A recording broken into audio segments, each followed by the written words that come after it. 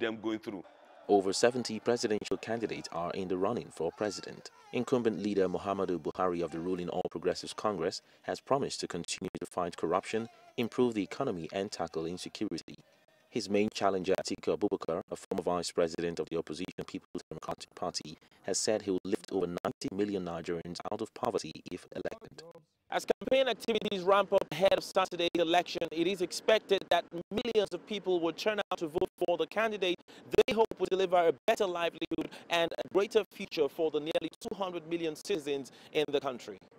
Phil Ihaza, CGTN Abuja, Nigeria. Meanwhile, Nigeria's Foreign Affairs Minister has warned international envoys against interfering in the rescheduled elections. Jeffrey Onyema was briefing diplomats ahead of Saturday's polls, in which Nigerians will vote for the next president and lawmakers. CGTN's Kelechi Mekalam has more. The meeting between the Foreign Ministry and diplomats comes after some Western envoys criticized the suspension of Nigeria's Chief Justice only weeks to the elections. Diplomats from the US, Britain and the EU said President Buhari acted without legal support in suspending the country's top judge. And the exhorting us to and wanting us to succeed, and wanting these to be really democratic, a really democratic process, to dictating to us. Relations between Nigeria and foreign envoys continues to dwindle in the heat of elections. Just weeks ago, and the Electoral Commission cited sabotage and poor weather as reasons for the postponement. The government and the opposition rejected those reasons and said they will not tolerate further adjustments. Most importantly, Mr. President and all Nigerians absolutely demand that on Saturday elections should be held. And we cannot accept, and we will not accept, any excuses or any other reason. They have to be held on Saturday.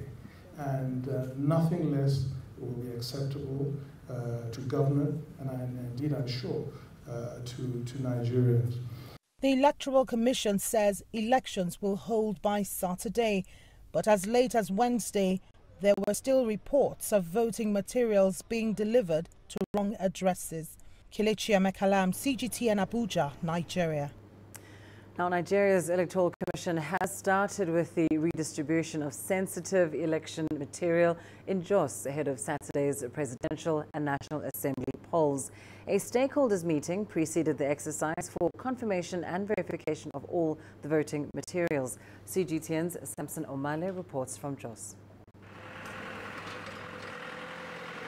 It's now a race against time as INEC activates its logistics preparation for Saturday's polls.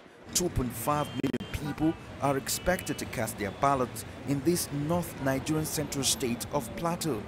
Here at the Central Bank headquarters in Jos, sensitive materials are being redistributed to the local government area councils.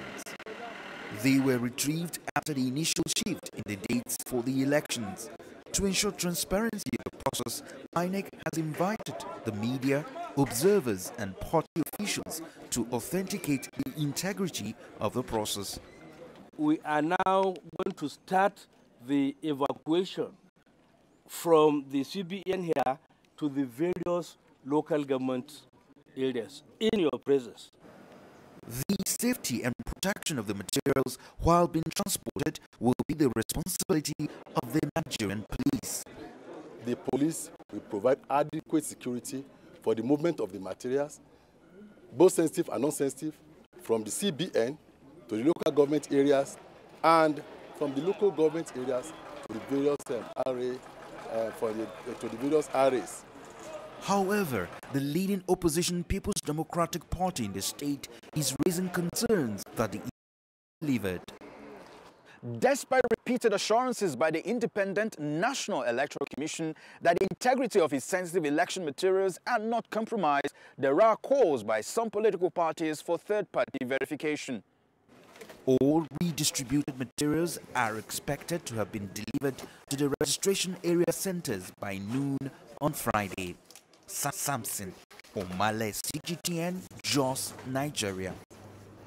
And staying with election news, let's head to Senegal now, where incumbent President Macky Sall is promising a massive upgrade to the country's infrastructure if re-elected. In a promotional video released just days ahead of the polls, the 57-year-old also pledged to support youth and women through job creation. Senegal's presidential elections take place on the 24th of February, and President Sall is seen by many as the front-runner. 1 million jobs through the housing program, through the Green Plan for an Emerging Senegal program, through modernization of agriculture, through various programs and enterprises for women and for the youth. Well, Macky Sall will face 4 other candidates in the vote, and while he has been credited with propelling economic growth, young voters feel he's not done enough to promote and support creative industries. Hi, I'm Sophie Zenga. I'm a fashion designer, and I'll be voting for the next Senegalese presidential elections. The ready-to-wear fashion designer moved back home 7 years ago after training in New York. She launched a label in 2012 and has been showcasing her designs as far as Paris. She sees the creative industries as the backbone of a growth economy and a driving force in building skills. Because I feel like there is so much potential in this country in terms of creativity, and I think the car could position itself as a premier destination in anything, in all of the different creative sectors, whether it's cinema, fashion, furniture design. So I think they need to put it as a priority. In a 2017 report published by the African Development Bank, fashion and the creative industries will boost Africa's economy if properly financed and exploited. And that is what Zinga wants. Senegal of tomorrow that I want to see is a much bigger middle class.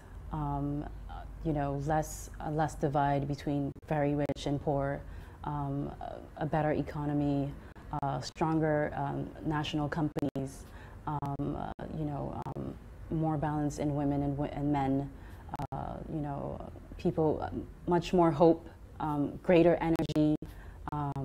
Yeah, those are my hopes for Senegal. With the elections just days away, Zinga hopes whoever wins will prioritize the basics that are necessary for Senegal's development. Chambono, CGTN.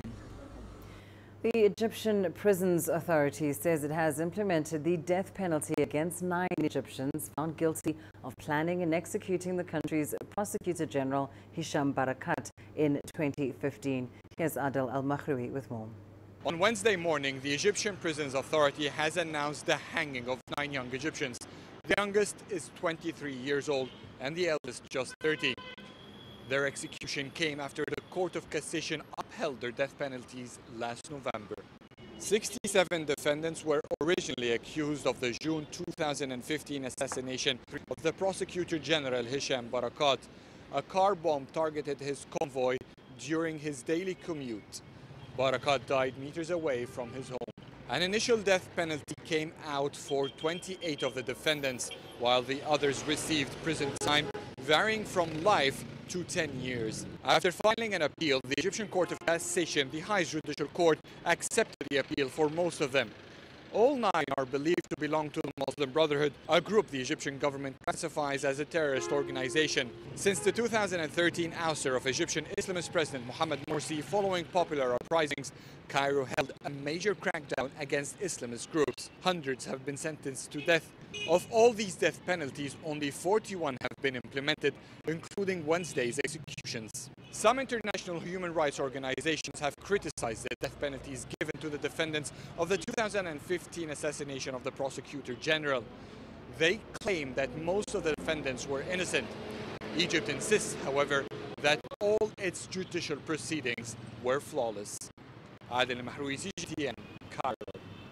Well, time now for a short break. Still ahead on the program. We'll bring you an update on the planned withdrawal of AMISOM troops from Somalia. And a new initiative seeks insights into factors that create African refugees and migrants.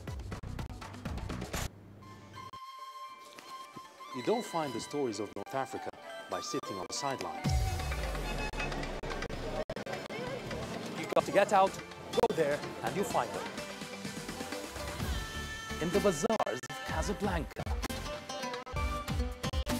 among the crowds in Cairo, Who come to visit Cairo, the ancient capital of Egypt. along the waters of the Nile, along the sands of the Sahara. No one else will take you where we can in North Africa. No one else will show you what it's all about. CGTN, see the difference.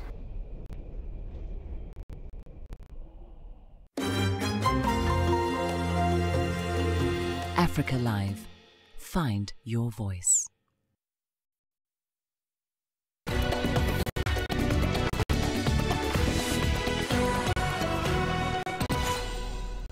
We start in Somalia now, where African Union troops from Burundi have begun handing over military bases to Somali forces ahead of a drawdown later this month.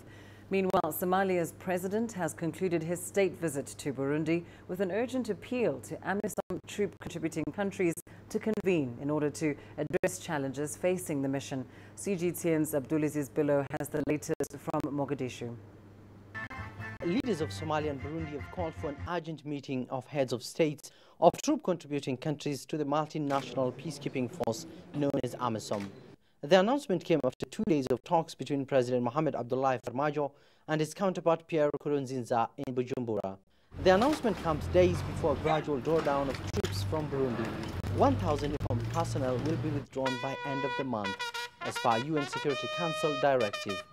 In a joint briefing, the Somali leader praised Bujumbura for supporting Somalia's efforts in tackling an armed insurgency that has claimed thousands of lives, including peacekeepers. The Burundi National Defense Force, who was one of the first countries to land in Somalia and fought courageously against Al-Shabaab. As a result, the capital city of Mogadishu was freed and liberated from Al-Shabaab. Burundi and other African contributing countries in Somalia will be part of our history, our national history, and the history that we all African be proud of, and the history that we can find our African solution to African problems. The 21,000-strong mission has classified its areas of operations into various sectors.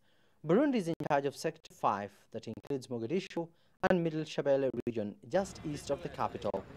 This base near Mogadishu is the latest to be handed over to Somali armed forces.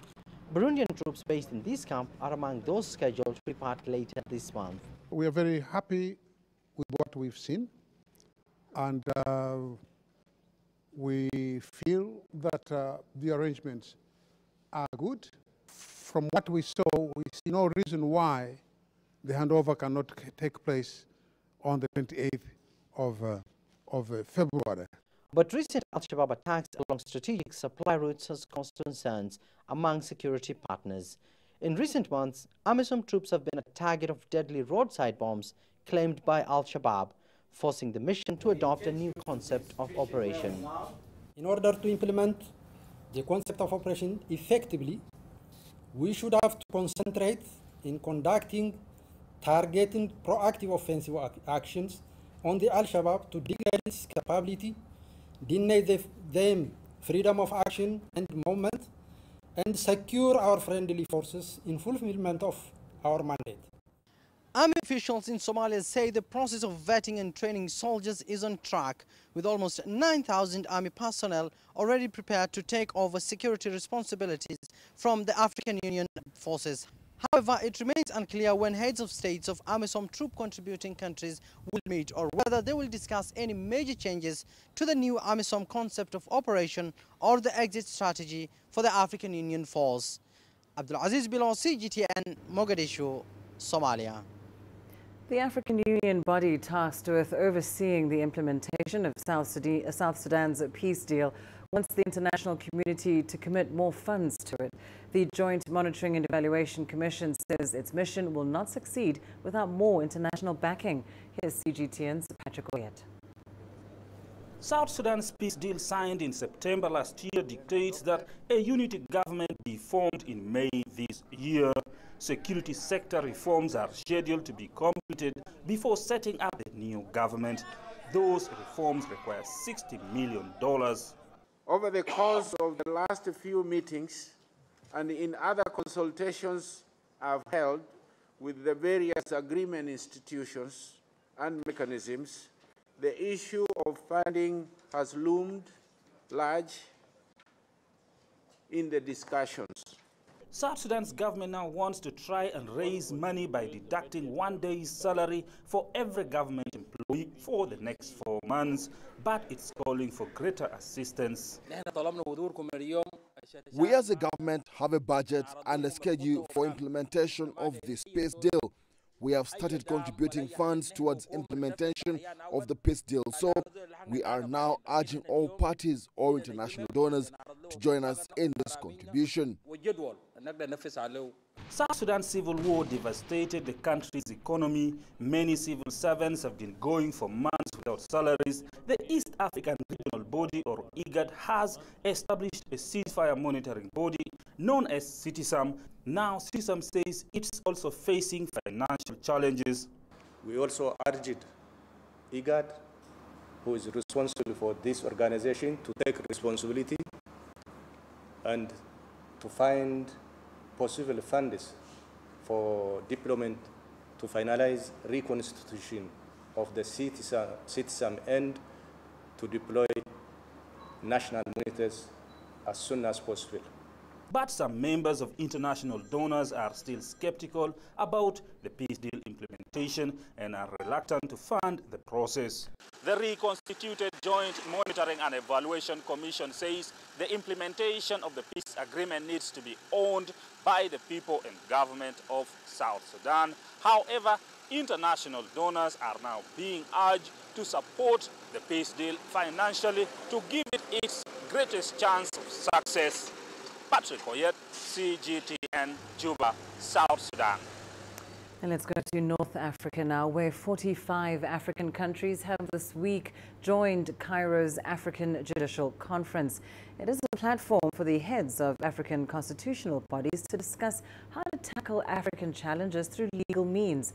The three-day conference concluded on Tuesday with an important meeting between the African delegations and Egypt's President Abdel Fattah al-Sisi. Here's Adel Al-Mahri with more. Cairo is hosting a unique African judicial gathering. 45 delegations from African constitutional courts and councils came this week for the third African Judicial Conference. The conference this year is marking the golden jubilee of the Egyptian Supreme Constitutional Court. Celebrating its decades long of serving the rule of law in Egypt, the Egyptian court is taking on a new continental mission. The Egyptian Supreme Constitutional Court has participated in building other African constitutional courts. I remember several African countries have consulted us to develop a vision for their constitutional courts. That has given the Egyptian court a special position among Africa that's beside its global reputation. It's ranked the third globally based on the UN for independence from states' government. African judges have agreed on Egypt's initiative to create the first electronic continental judicial platform. It aims to be a communication medium between African constitution bodies to discuss and share judicial provisions. It's a form of the necessary platform for a legal and judicial dialogue among the continent. Africa is in need to nurture the rule of law concept to protect its development process in economics, politically, and even on the level of regional conflicts. Nations cannot deal with these issues without clear constitutional regulations. Cairo is giving great support to this African judicial gathering. Prime Minister Mustafa Madbouli inaugurated the 3 days conference, and the Egyptian president ended it with a meeting with continent's heads of constitutional bodies. During the meeting, El-Sisi stressed on the necessity of African judicial collaboration to face continental challenges. Egypt has once set the founding stone for the Arab Union for Constitutional Courts. Judicial experts here hope the African Judicial Conference could one day become a continental judicial organization. Adil Mahwi, CGTN, Cairo. The South African asylum and refugee system is under pressure. In recent years, the country has become one of the top 10 refugee-receiving countries. CGTN's Bulletin has more. The question that is being asked at this forum is, does South Africa welcome African refugees? South Africa hosts more African migrants than any other country in the world, and most of them live here safely, peacefully, and at peace with their neighbors, right? So it's easy to forget when we talk about deportations, harassment, xenophobic violence, the stuff that is our bread and butter, right? That most foreigners, regardless of who they are, live well. Xenophobic violence and other forms of intolerance towards foreign nationals has created a desperate plight for the refugees here in South Africa. South Africa has been struggling with on and off tensions towards foreign nationals and refugees. Many of them have been forced to seek refuge in other countries, but for many more, South Africa remains their home. Experts in this forum also highlighted issues with the disparity between the laws in place versus the reality of life for the refugees. We have the Bill of Rights, which provides us with freedom of movement, to which everyone in South Africa is entitled. And the Refugees Act duly affirms these fundamental freedoms and rights provided by our Bill of Rights. Yet, we have to acknowledge that the reality for many refugees look vastly different from the image painted by our legal framework. While it is clear that South Africa needs to tackle the xenophobic issue, experts here believe that the country is largely welcoming to refugees. Study after study that we've done and that others have done have shown that new arrivals from across the region, including those who say they left because of war or persecution, do better in South Africa than South Africans who have recently moved. Elisandra Miller for CGTN in Johannesburg, South Africa. And staying in South Africa, 1 in 10 girls miss school during their menstrual period. This is blamed on their inability to afford sanitary products. But an NGO in South Africa called Dignity Dreams has come to the rescue, allowing these girls to save money, stay in school, and help the environment as well as empower the community. CGTN's Julie Shire has more. UNICEF estimates that 1 in 10 school-going African girls do not attend classes during menstruation. Many skip a week off school each month to avoid embarrassment. NGO Dignity Dreams makes washable sanitary pads designed to replace the costly disposable alternatives while saving the environment and keeping girls in school. Our pad can last a girl or woman for 4 years. So for 4 years, you will not be polluting the environment. One of our pads in a period of 4 years is equivalent to 144 pads, disposable pads. So if you have to think about it in environmental point of view, it's plastic that is not going to waste. This NGO-sponsored factory is where the locally sourced pads are produced, providing employment to 20 women. We don't just manufacture and distribute these washable pads, we also educate young girls on menstrual education because we've seen that it's a huge challenge.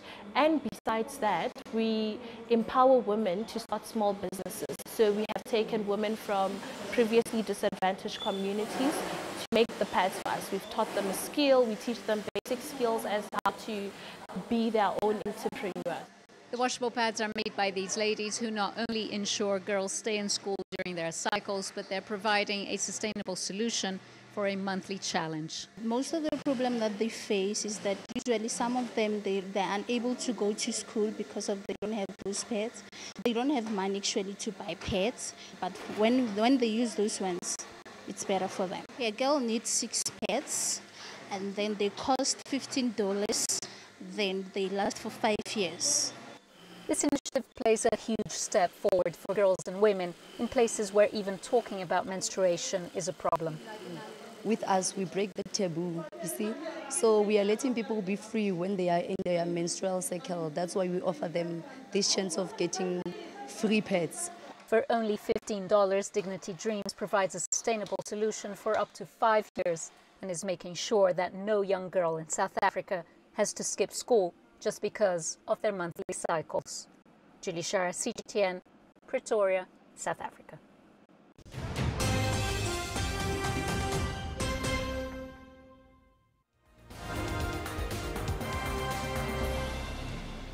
Recapping your top stories this hour, Nigeria's Foreign Affairs Minister has warned international envoys against interfering in the rescheduled elections.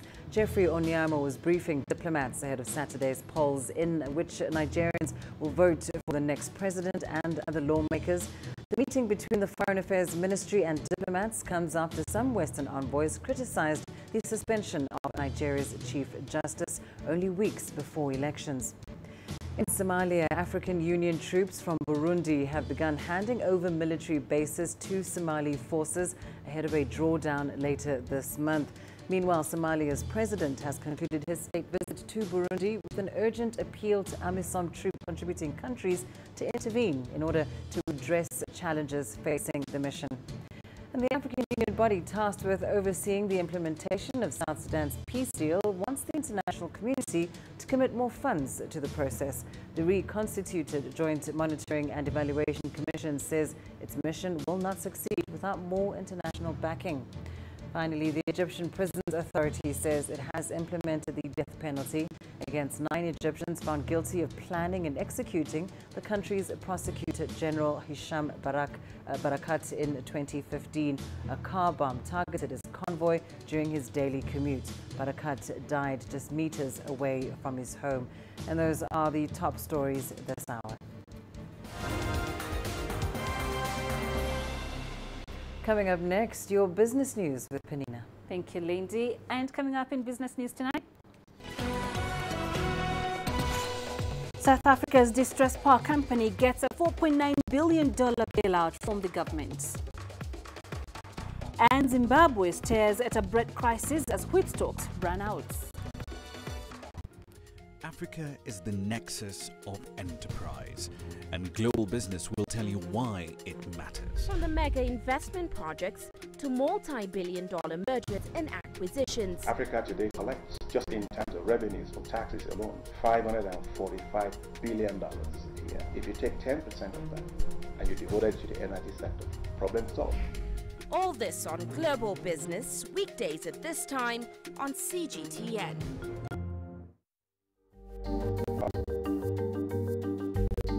Africa Live. Find your voice.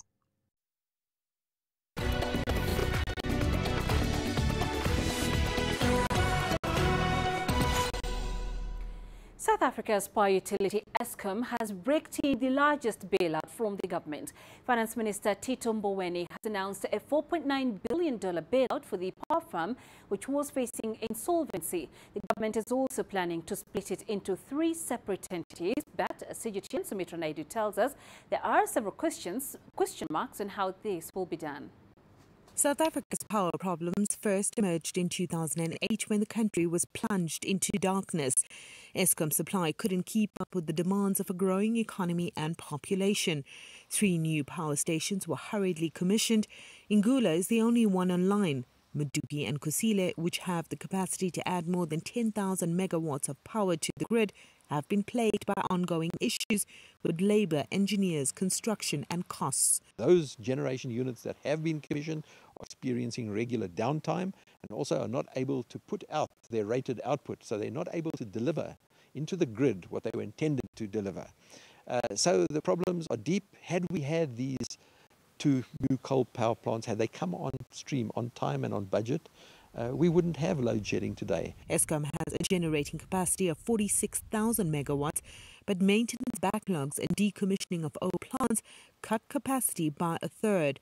Eskom also has no money and is drowning in debt. If you do the calculations of what does it cost to the economy by not having electricity when it needs it, of stage 1 load shedding, which is 1,000 megawatts for 13 hours a day, it works out at $80 million per day.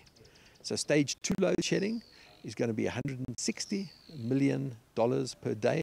Stage 4 load shedding would be $320 million. The turnaround plan now is a three-way split of the power utility: generation, transmission and distribution, a plan that was mooted years ago but never implemented. So possibly by unbundling it, we're putting in a better position to identify where the problems are and perhaps manage it a little bit better. And it's possible that once we've identified where the good bits are, that we can start to encourage private sector investment into Eskom. That doesn't mean that government is going to give up the majority ownership of state-owned or key state-owned enterprise. But not everyone is happy. Labour unions have threatened to withdraw support for the ANC in the upcoming election. The unions believe restructuring will lead to higher electricity costs and widespread job losses. If there's one thing that is likely to mud the relationship between us and the ANC, it is the ANC's energy policy. Because if they are going to impose it on us without explaining, without being transparent, without being honest with us, then we are going to fight back. Eskom's liquidity challenges could push the South African economy back into recession. The country's credit rating is also at risk. Sumitra Naidu, CGTN, Johannesburg, South Africa.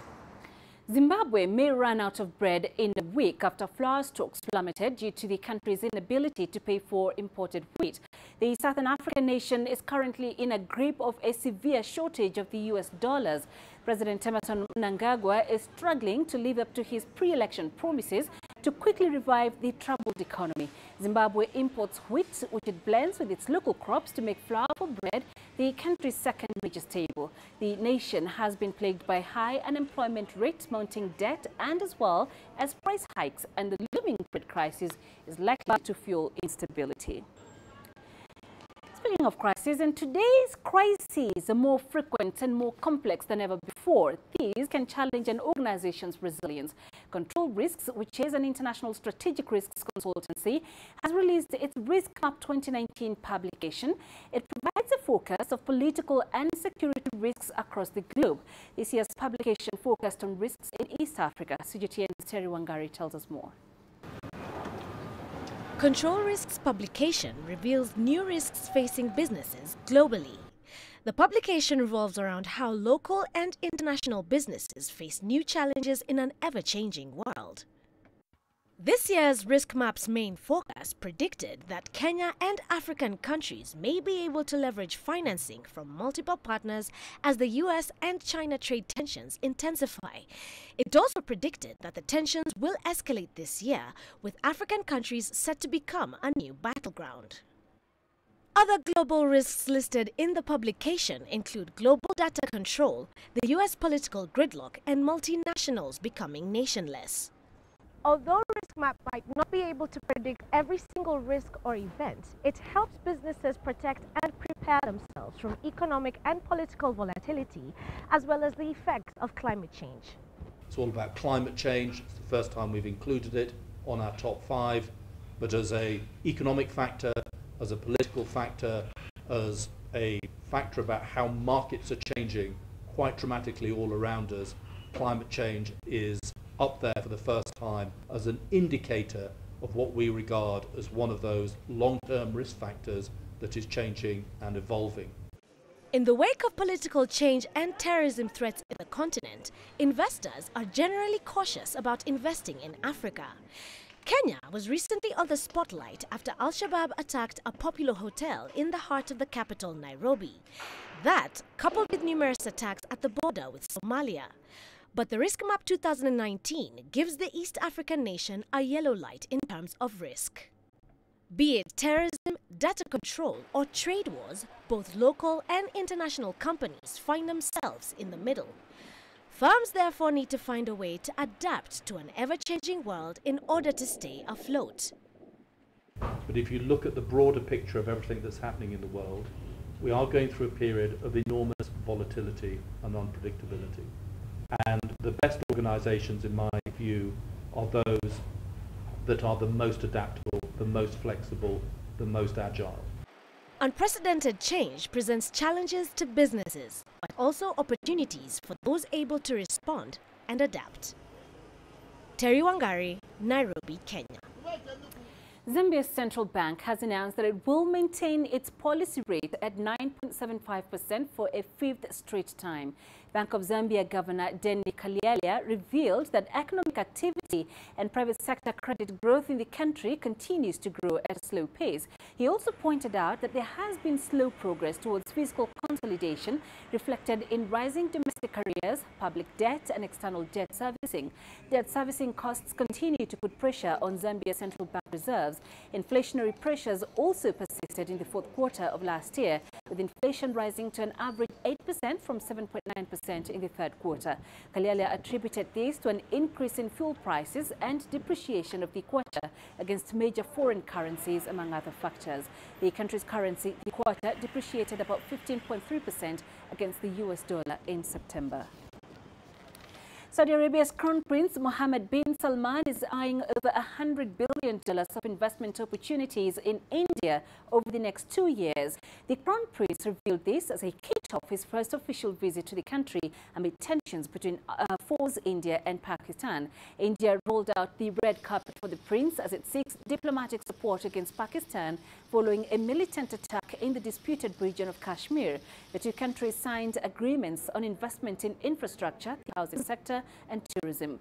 In a joint press appearance after talks with Indian Prime Minister Narendra Modi, the Crown Prince said terrorism was a common concern and Saudi Arabia was ready to share intelligence with India to tackle it.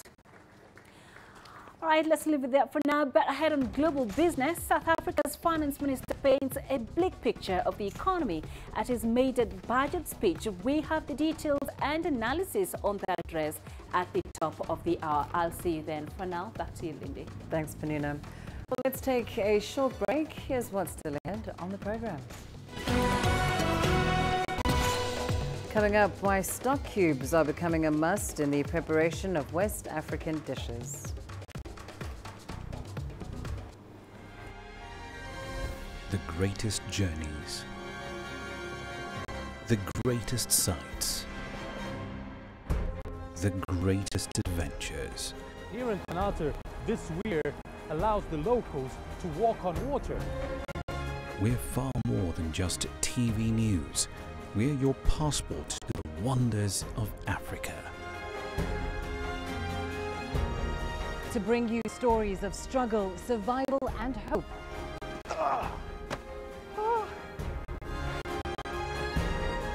So let's explore.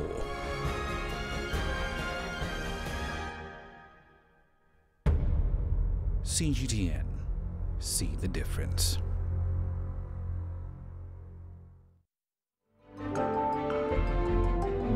Africa Live. Find your voice.